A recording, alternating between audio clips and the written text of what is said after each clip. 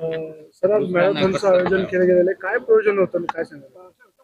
मी काय मुंबई दिल्लीमध्ये राहतो, तिथे लोकांना भेटतो ना आणि म्हणतो की मी परळीमध्ये काम करतो, तर सगळ्यांचे असं वाटतं की अरे परळी तो एकदम घाण प्रदेश आहे, तिथे आता मर्डर पण झाला, पूर्वी ते गृहहत्या पण झाली होती. आणि मी ते आलो आणि पर्लीकरला भेटलो, तर मला वाटलं एवढे छान लोक आहे, पण असं इम्प्रेशन कसाला असं बाहेर आहे.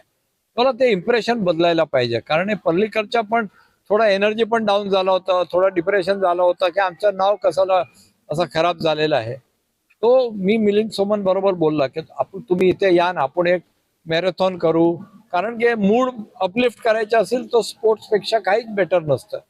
तो मिलिंद अग्रीड आणि ते आता आलंय आणि पर्डीकरला गर्वाची गरज आहे. केवढा खराब वाईट परिस्थितीमध्ये काम करतो आणि त्याचं नाव कुठे असं बरोबर नसतं, तो मला एकदम अन्याय सारखा वाटतो. त्यामुळे आपण हे आज मॅरेथॉन केली आहे आणि पुढे पण खूप काय करणार आहे. पर्लीकर देशामध्ये पॉझिटिव्ह रिझन साठी यायला पाहिजे.